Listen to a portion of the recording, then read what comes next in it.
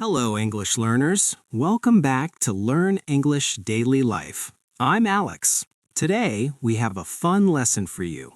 First, I will tell you a short story called The Sunday Mistake. Then, I will explain the difficult words. Finally, we will practice speaking together. Are you ready? Let's listen to the story. Tom was very tired.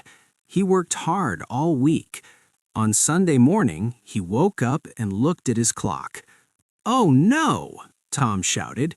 "It is 8:30. I am late for work." Tom jumped out of bed.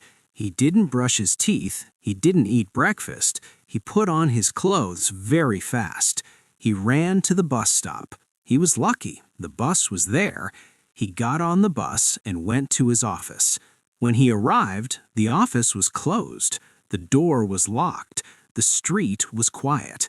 Then Tom realized something. He looked at his phone. It was Sunday. He didn't have to work today. Tom laughed and went back home to sleep. Poor Tom. He rushed to work on his day off. Did you understand the story?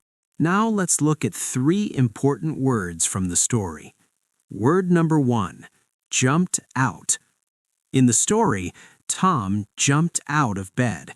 This means he got out of bed very quickly and with energy.